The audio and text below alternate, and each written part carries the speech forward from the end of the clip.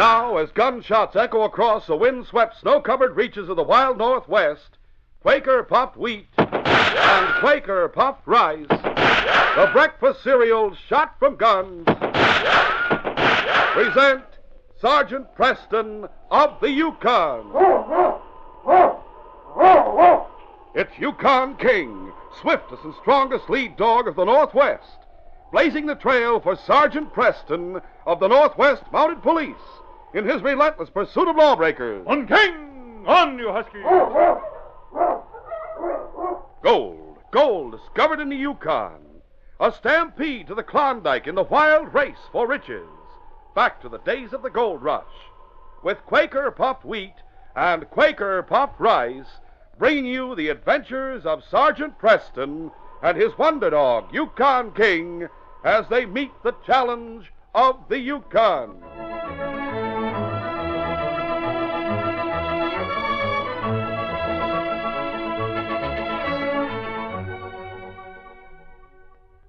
There's no one that can make a better cereal than Quaker puffed wheat. It's neat. And when you hear that shootin', you're darn tootin'. The Quaker makes the ones shot from guns. And listen, fellas and girls, just picture yourself in Sergeant Preston's shoes, battling desperate outlaws, fighting blizzards on dog sled journeys. Well, you'll soon find out that real stamina calls for a nourishing He-Man breakfast. So remember, every time you eat a heaping bowlful of delicious, crisp Quaker puffed wheat or Quaker puffed rice, you get extra food values of restored natural grain amounts of vitamin B1, niacin, and iron. So for a nourishing treat, eat swell-tasting Quaker puffed rice or Quaker puffed wheat.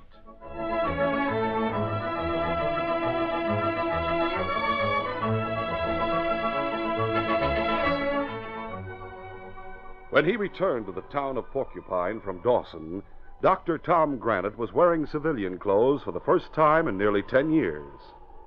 He had held the rank of assistant surgeon in the Northwest Mounted Police and had resigned from the force to establish himself in private practice. Tom looked forward eagerly to seeing Mary Ramsey, the banker's daughter. Oh, you huskies. Oh, there. Leaving his dogs and sled, Tom hurried around the rear of the house. As he passed the partially opened window of the lighted library, Tom glanced inside. What he saw made him stop abruptly. Young Jim Ramsey, the banker's nephew, was standing in front of an open safe. He wasn't aware of the fact that his uncle had quietly entered the room behind him. When John Ramsey spoke, Jim spun to face him. Leave that cash alone, Jim. What? Uncle John, I thought you were at the bank. Everyone thinks I'm working late at the bank. I left by the back door of the bank and came into the house from the rear. Why, how'd you know I'd open the safe tonight? I've been watching for several nights. I knew that sooner or later you would try to take more money. I know about your gambling losses, Jim. For the last 3 months, you've been covering them with cash from that safe. All right. You've caught me. What are you going to do about it? I ought to turn you over to the Mounties.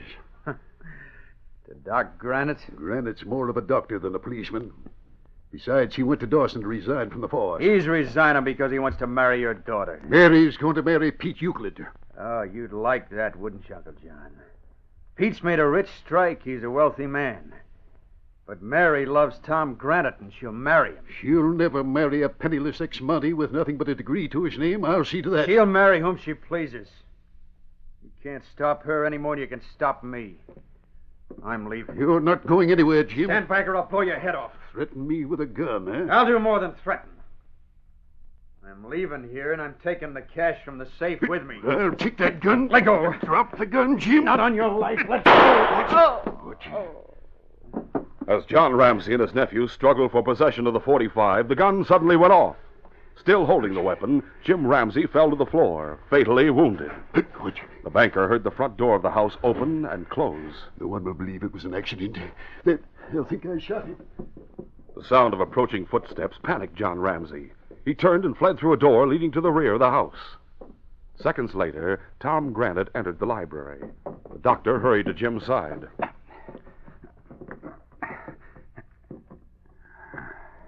Dead. Tom Granite took the gun from Jim's lifeless hand. He was still holding it when Mary Ramsey entered the room. She was followed by her father and several townsmen. Oh, no! Jim! Jim's been shot. Tom Granite, what are you doing here? I got to town a little while ago. Is my nephew dead? Yes, he's dead, Mr. Ramsey. Why'd you kill him, Doc? I didn't kill him. No one else could have done it. Good thing we caught you before you got rid of the gun. Now, hold on. I can explain just Don't what... need to explain anything. We can see what happened. You and Jim must have had an argument. You pulled the gun, you shot him. I didn't shoot No him. one else could have done it. You and Jim were alone in the house. Mary, I came to the house because I thought you'd be here. When I passed the library window, I saw your dad and Jim in here arguing. Oh, Tom, Dad was at the bank. What? He wasn't at home. He's been working late every night this week. Tom Granite realized that John Ramsey had led everyone to believe he'd been at the bank. He knew Mary expected him to explain away the suspicion of murder.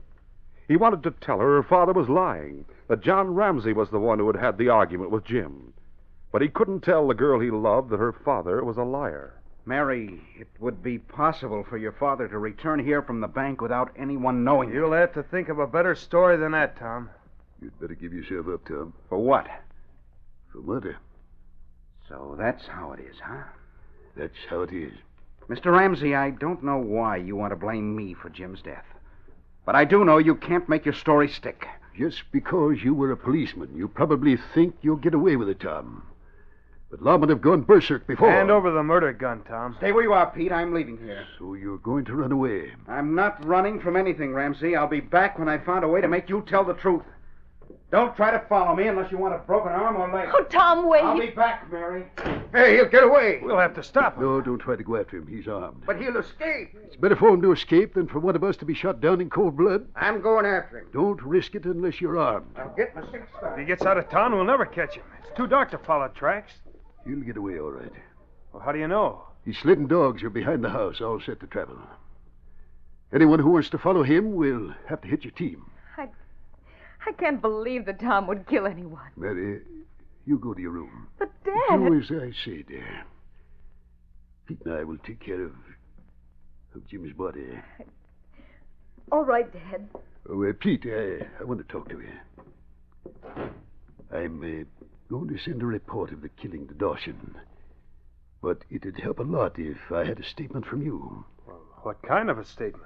Suppose you were to say you saw Tom shoot Jim. Oh, now, hold on, Mr. Ramsey. I didn't see it. You might have. Well, yeah, but A statement from an eyewitness would clinch the case against Tom Granite. It'd go a long way toward hanging him. Right.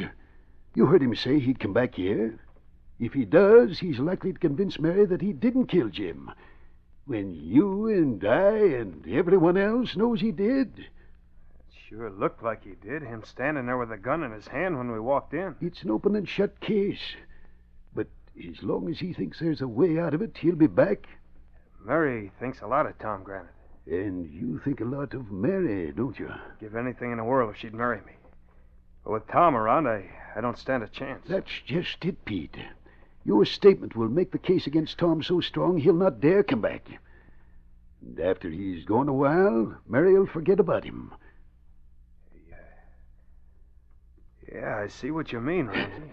Then you'll write a statement to be sent to Dawson? I'll be glad to.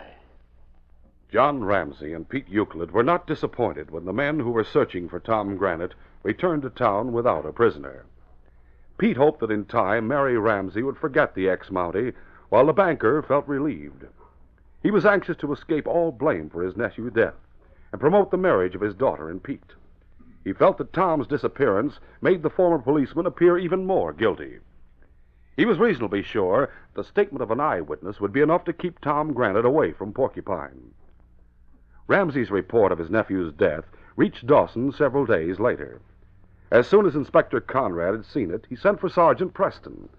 The sergeant read John Ramsey's description of the killing, together with the eyewitness statement signed by Pete Euclid. Well, Sergeant, what do you think of that report? It's incredible, sir. I can't believe Tom Granite would kill anyone. I know how you feel, Sergeant. We accepted Dr. Granite's resignation with a great deal of regret. Now I must assign a man to bring him in. I don't envy the man who draws the assignment, sir. The assignment is yours, Sergeant. If Tom Granite is guilty, he must be tried for murder. Well, Inspector, Tom and I are friends. I wish... You have your orders, Sergeant. I'm sure you'll not allow friendship to interfere with your duty. Of course not, sir. I'll do my best. As Sergeant Preston left Dawson with the great dog King leading his team of huskies, Tom Granite was in the hills south of Porcupine.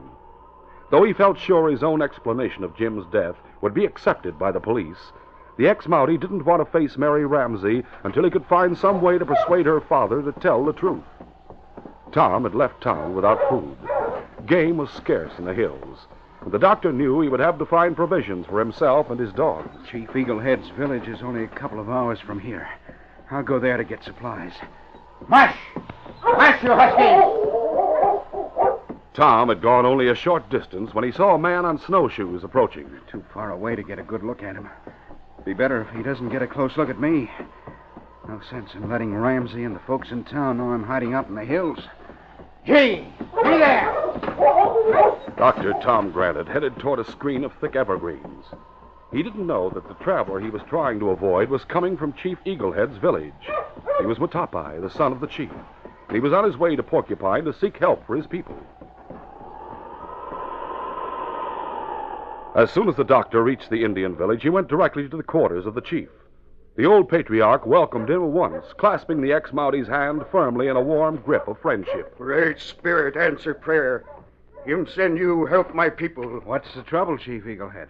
White doctor come with Eaglehead. Me show you sick Indian. My sled's outside. I'll be with you as soon as I get my bag. You hurry. My people need white doctor.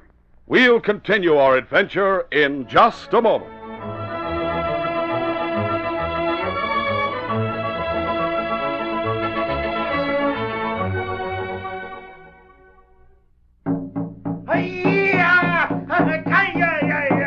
Hey, what's up? Who's on the warpath? No warpath. Me bury hatchet. What goes on? Now me big chief. Make celebration. Oh, I see. Well, congratulations are in order. And say, I have something I'd like to give you because it's just what a big chief ought to have for breakfast every morning. Oh, must be special big for big chief. It is. Everything about Quaker puffed wheat and Quaker puffed rice is big. Take a look at the big red and blue packages.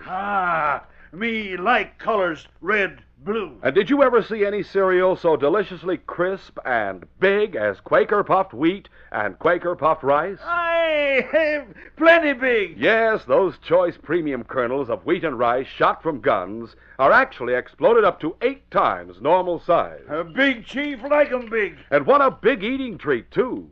They're shot from guns to make 'em crisp and tender, bigger and better tasting. There's bang-up nut-like flavor in every big, luscious mouthful. Me want heap big bowlful now. Coming up, Big Chief, Quaker puffed wheat and Quaker puffed rice are ready to serve. We just top 'em with milk or cream and fruit, and then go to it. And as all you fellas and girls know, you can always have those second and third helpings, because Quaker puffed wheat and rice are so good for you. They both furnish added food values of restored natural grain amounts of vitamin B1, niacin, and iron. Don't miss out a single morning. For a heap big treat, eat Quaker puffed rice and Quaker puffed wheat. The breakfast cereals shot from guns.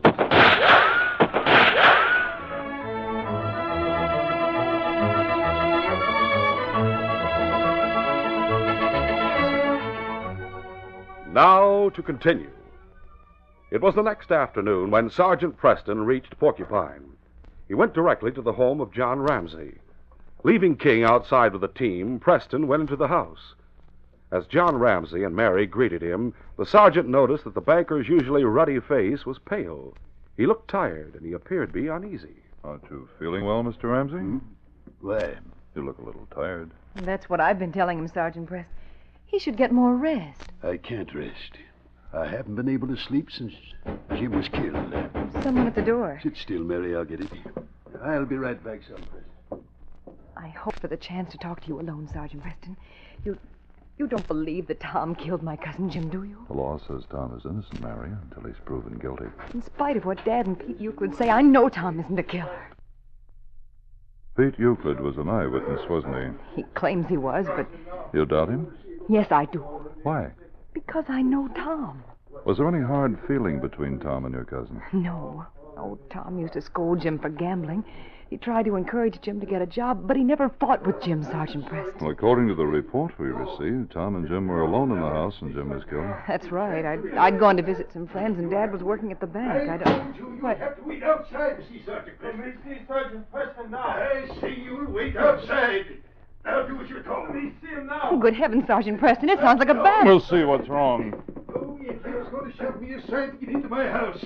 I say you'll wait your turn to see Preston. Sergeant Preston. Hello, Matapa. You know this Indian? Of course, he's the son of Chief Eaglehead. Well, then the chief should teach him some manners. I asked him to wait outside. Matapa, not wait. My people need help plenty quick. I tried to keep him out, Sergeant. That's all right, Ramsey.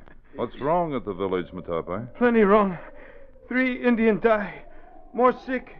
Chief not know how to help Indian. Matapai was sick himself. You come On the quick. trip from the village, he had been forced to stop to rest several He's times. sick.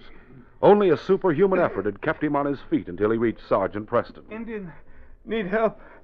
You help? I'll go to the village at once, Matapa. But what are you going to do about Tom Granite? Oh, perhaps Tom will be here when you return, Sergeant. Oh, he'll not come back. You don't think so, Ramsey? Well, I hope he doesn't come back. Why? Because I like Granite. If he's caught, I'd have to testify against him, and I'd hate to be the one to send him to prison. Frankly, I hope he's left the Yukon. No. No, Tom wouldn't run away. I know he'll come back. My dear, he wouldn't dare come back. He said he'd come back and face the truth, Dad. Sergeant Preston, perhaps you can convince Mary she's wrong. I don't believe she is wrong, Ramsey. Tom Granite usually means what he says. I see. Well, in that case, Pete Euclid and I had better take steps to protect ourselves. We were the ones who sent the report of the killing to Dawson. I'm sure Tom wouldn't harm either one of you. However, if you like, I'll leave King here till I return. Fine. I'll warn Pete Euclid about Tom. Though I still hope we never see the boy again. You ready to leave, Matape? Me ready. Leaving King with the banker and Mary Ramsey, Sergeant Preston set out for Chief Eaglehead's village. Shortly after Sergeant Preston and Matapai left Porcupine, the Mountie noticed the Indians lagging stride. Looking! Matapai agreed to ride in the sled, pleading as he did so for Sergeant Preston to hurry. My people need help more than Matapa. You hurry, Indian village. Oh, all right, Matape. The sergeant knew Matapai was ill. He bundled him in bearskin robes, and then... On King! On, you husky!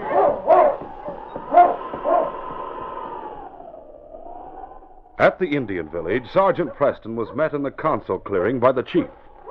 As soon as Eaglehead saw his son, he led Sergeant Preston to the lodge Tom Granite was using for a hospital. Preston carried the sick Indian through the doorway. The doctor was sitting beside one of his patients. His back was to the door. And as Preston studied the ex-Mountie's sagging shoulders, he knew Tom Granite was close to exhaustion. Here's another patient for you, Tom. Preston, Matape needs your attention at once. put him right here. All right. While the doctor turned his attention to Matapai, Sergeant Preston walked about the lodge. He spoke to each of the convalescing Indians. When he returned to Matapai's side, Tom Granite was reassuring the chief. It'll take a while for the serum to do its work, Chief Eaglehead. But I think Matapai will be all right. Me stay here with son. Sure. Tom, I'd like to talk to you. We'll go over here and sit down. Is this diphtheria? Yes, an epidemic had started when I arrived here. Fortunately, I had enough of the necessary supplies with me to treat and control the disease. Sit down. Thanks. Where did you meet Matapai? In Porcupine? Oh. I suppose you've talked to John Ramsey. Yes. He's lying when he says I killed his nephew, Preston. The statement of an eyewitness appears to back his story, Tom. Eyewitness? I was the only eyewitness to that accident. Accident? Yes. I'll tell you exactly what happened.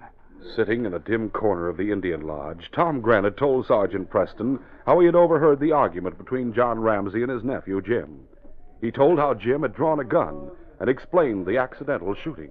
John Ramsey must have run out the back way as I came in the front, because when I reached the library, Jim was dead. I took the gun from him. I was holding it when Mary and her dad came into the room. 4 or 5 men who'd heard the shot were with him. They accused me of murdering Jim. Why didn't you explain what happened? I tried to, but even Mary believed that her dad had been working late at the bank. I love Mary, Sergeant Preston. I couldn't stand there and tell her dad was a liar. So you ran away. I wanted time to think. I didn't know anything about an eyewitness. I planned to go back to Porcupine as soon as I could figure a way to make Ramsey tell the truth. Ramsey hopes you'll stay away from town. Of course he does. He doesn't want to admit the truth. He doesn't want people to know Jim was a thief, that he'd set a trap to catch him stealing. I'll have to question Pete Euclid. Euclid? The eyewitness. So he's backing Ramsey's story. You're coming back to town with me, Tom. How soon do we start? As soon as Matapai is out of danger and you've had a chance to rest. Within a few days, Matapai was feeling much better. The worst is over, Preston. I'll not be needed here much longer. It was then that the great dog King arrived at the village with a note from Mary Ramsey. The note said, I am attaching this note to King's collar. Hope you'll be able to follow your scent and bring it back to Porcupine. Dad is desperately ill. No one in town will come near the house to help us because they say he has diphtheria. Matapai was in Porcupine. He was in Ramsey's house. That's probably how John Ramsey got the disease. Good thing you still have some serum, Tom. I'll have to go to Porcupine at once. For John Ramsey? Yes. Let him send to Dawson for serum and a doctor. Ramsey may die before a doctor can be brought from Dawson. That liar deserves to die. Tom, Mary sent King here because there was no other way to get help. She sent the note to you. Regardless of your personal feelings, Tom, you have a duty. You must try to save Ramsey's life. All right. Let's go back to town. with King to set a fast pace for Preston's dogs, the sergeant and Tom Granite arrived in Porcupine early the following morning. Tom went to the sick room immediately. Mary Ramsey sobbed with relief in the hall outside the bedroom. Oh, thank heavens you and Tom are here. No one would come near the house. I couldn't leave Dad to go to Dawson myself. Now, don't worry, Mary. Tom will do everything possible for your father. I know. Don't worry, please. I'm going to see if Tom needs help. All right, Sergeant Preston. Oh, you're lying to me. I'm not going to get better. That serum's going to save your life. I'm going to die. I know I'll die. What's wrong, Tom? He's convinced he's going to die. Sergeant Preston. Hello, Ramsey. Sergeant Preston. Why is Tom Granite here? He's the doctor. He won't let me live. He'll kill me. You don't know what you're saying, Ramsey. Oh, yes, I do. Why should Tom Granite try to help me after what I did to him? What did you do to him? I lied. I lied about him killing my nephew. What about the eyewitness? Pete wasn't an eyewitness. I made him write that statement. Calm down, Ramsey. Take it easy. Easy? How can I take it easy when I know that I killed a man and try to blame you for it? Yes, that's what happened, Sergeant Preston. I'd set a trap for Jim so as I'd catch him looting my safe. He pulled the gun. We struggled. The gun went off. That's how Jim was killed. I don't want to die knowing I framed an innocent man. Why did you lie, Ramsey? I was afraid no one would believe the truth. I thought they'd think I murdered Jim. Try to rest, Mr. Ramsey. Rest? Yes, I'll rest. After admitting the truth, John Ramsey closed his eyes. He slept quietly while the doctor stayed at his bedside. Early that evening, the banker wakened. He saw Sergeant Preston, his daughter Mary, and Tom Granite in the room. Doc, how do you feel? I feel like I live. You slept all day, Dad. It's the first peaceful sleep I've had since Jim was killed. I suppose you'll take me to jail as soon as I'm able to travel, Sergeant. Why should I take you to jail? Well, I told you about the shooting. Yes? I'll probably be tried for murder. Tom told me what happened the night of the shooting. He told you? But how did he know? He was at the library window. He saw the shooting. His statement will clear you of all blame for Jim's death. Tom, will you ever forgive me? Of course, Mr. Ramsey. Don't worry about it. Oh, Tom, I knew you weren't a killer. Killer? He's one of the finest men in the world, madam. Yes, I know he is, Dad. Now you just rest. Well, I have an errand to take care of. You'll not need me here, Tom. Of course not. But where are you going? To talk to Pete Euclid about a false statement he sent to Dawson. Then this case will be closed.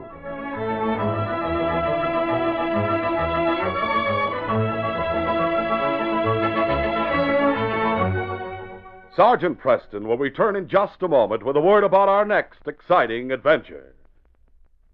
Take a vote at your house, and I bet you'll find the whole family's choice for a delicious quick breakfast cereal is Quaker Puffed Wheat and Quaker Puffed Rice. The youngsters go for them because they're the ones shot from guns, exploded up to 8 times normal size, so they're extra crisp and tender. Mom and Dad like them because they're quick, ready to serve with milk or cream and sliced bananas or other fresh fruit. And every member of the family raves over the toasty, nut-like flavor of the good, natural, premium grains of wheat and rice.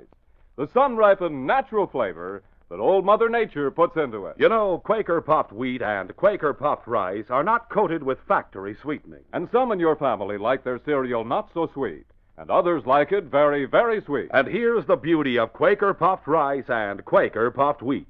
Your family can sweeten them with sugar themselves, just the way they like it. Remember, too, in every delicious spoonful of Quaker Puffed Wheat and Quaker Puffed Rice, your family gets extra food values of restored natural grain amounts of vitamin B1, niacin, and iron. So every morning, let the whole family reach for the big red and blue Quaker package. The sealed inner lining keeps Quaker Puffed Wheat and Quaker Puffed Rice crisp as can be for delightful quick breakfast.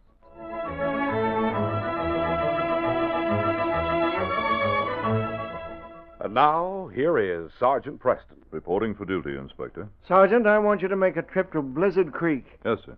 I've had word that half a dozen of the roughest characters in the Yukon are living there. Men we've had trouble with many times before. Here's the list. Oh, I recognize most of these names. There's no place for them in the territory. You'll escort them to the border and warn them not to come back. Yes, sir. But the men on the sergeant's blacklist, sure that the remoteness of Blizzard Creek places them beyond the reach of the law, are already plotting robbery and murder. A young prospector has already been selected as their first victim, and the date for his death has been set. Don't miss this next exciting adventure. These radio dramas, a feature of Sergeant Preston of the Yukon Incorporated, are created by George W. Trendle, produced by Trendle Campbell Enterprises, directed by Fred Flowerday, and supervised by Charles D. Livingston. The part of Sergeant Preston is played by Paul Sutton. Sergeant Preston of the Yukon is brought to you every Tuesday and Thursday at the same time by Quaker Puffed Wheat and Quaker Puffed Rice, the breakfast cereals shot from guns.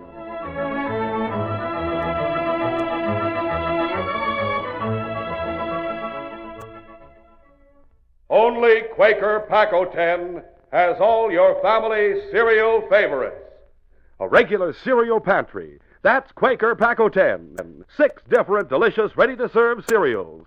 10 crisp, fresh individual servings. Pack-O-10 and only Pack-O-10 has wheat and rice shot from guns. And Pack-O-10 has the individual packages with the cellophane windows. There's both an inner and outer cellophane wrap to doubly protect that day it's made Christmas. Pick up a pack of Pack-O-10 at your grocer's tomorrow.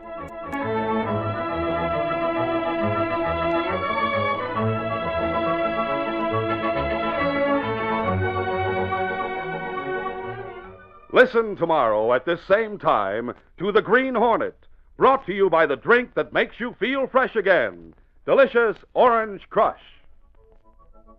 This is J. Michael wishing you goodbye, good luck, and good health from Quaker Puffed Wheat and Quaker Puffed Rice. So long. This is the Mutual Broadcasting System.